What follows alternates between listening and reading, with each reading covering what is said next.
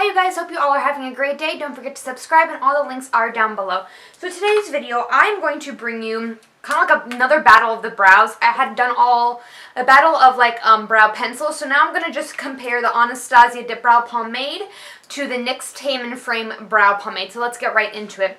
To start off for price and packaging, I believe this is, let me grab my phone and check for you. Okay, so I have here the Tame and Frame Tinted Brow Pomade by NYX is $6.99, and I know the one by Anastasia is automatically $18. Now, this has 4 grams of product in it, and this has 5 grams. So right now for $6.99, the NYX Tame and Frame has a gram more than the Anastasia, although the Anastasia is more money at $18.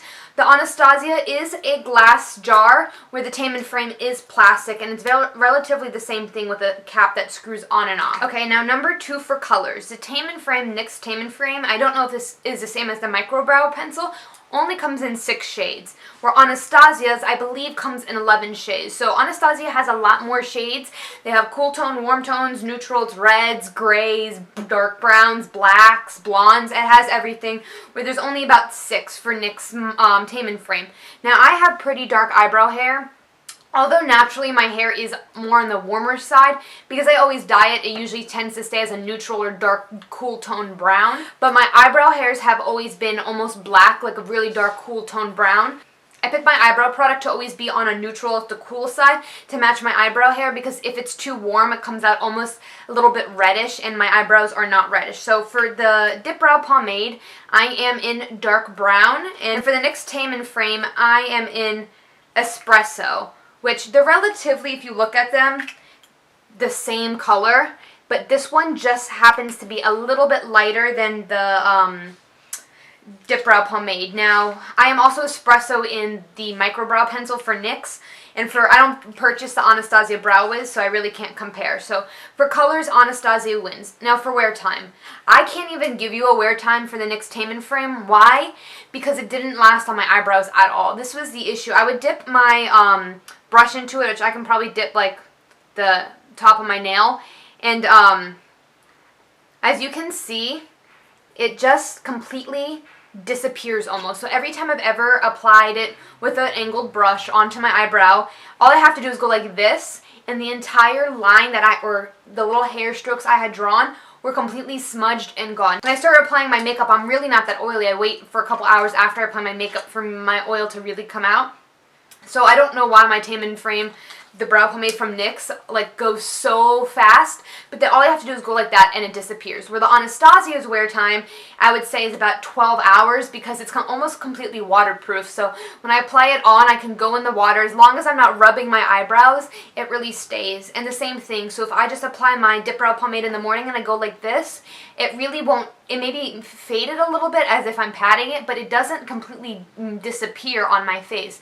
So the Tame and Frame, for that reason, I've only worn twice on a full day, and as I get oily, it doesn't really move, but I know I can't touch my eyebrows, where the Anastasia, I can do whatever I want, and I know that the Dipbrow Pomade is going to stay in place. So for wear time, I think the NYX really lacks. I'm not sure if it's just because my skin is a little bit oilier than the next person's, but I'm not sure. Maybe it's just the consistency of this, which brings me to the next one, number 4, which is consistency. And the consistency of this is highly, highly creamy. It's one of the creamiest pomades I've ever seen. So if you're not a brow pro, I'm not saying I'm a brow pro because I'm not, but if you really don't do your eyebrows or don't know how to do them properly, I wouldn't suggest necessarily going ham with this just because it's so creamy. You can overdraw your eyebrows really fast. So if you're going to use this, I suggest going in light strokes, very lightly. Don't dip back in. Start with a little bit and work your way there. The Anastasia, on the other hand, is one of the driest formulas I've ever tried for brow pomade. They're two complete opposites. With that being said, after about 3 months of my Anastasia, it was completely dried out to a bone where I could barely get pigmentation. So I use my Inglot Duraline. Inglot's a brand not from America, so they have a USA website. They also have stores. I know in a mall down here they have an Inglot store. I purchased mine from Beautylish for $10, and it turns eyeshadow into eyeliner. I have a video on it, but I would apply 2 or 3 drops to get this more, to get more moisture basically in it, so it's not dry. So I've had my Anastasia for about 2.5 years almost, 2 years and about 5 months. I got it September, about 2 years ago. So because of that, Inglot's the only reason I've been able to almost hit pan.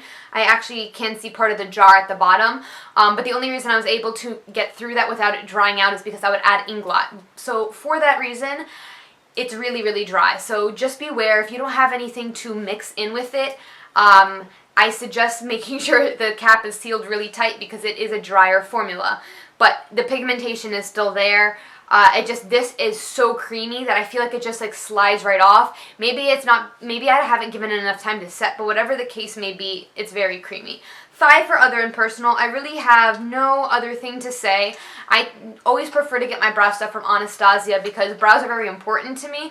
So I want to make sure when I'm doing my eyebrows that I know that they're going to be secure in place. So for ratings, I really don't know what rating to get. I will choose Anastasia even though I get more product from the NYX. Just for me, I'd rather have bulletproof brows and spend the extra dollars, so I'm spending an extra $11 just to be more confident. But if you are on a budget and you don't really have oily skin, I say give this a shot because you can always return it if it doesn't work. But if you're like, no, you know, this doesn't seem like my thing, you can try the NYX Micro Brow Pencil because for $9.99, I think I use that and the Anastasia. I don't buy the Anastasia Brow Wiz when I have my Micro Brow Pencil for $9.99, but that's a different video. So overall, that's what I have to say. I tend to use the Anastasia on a daily basis. I rarely touch the NYX one. So I hope you guys all have a great day. Don't forget to subscribe. If you have any questions, leave me a comment.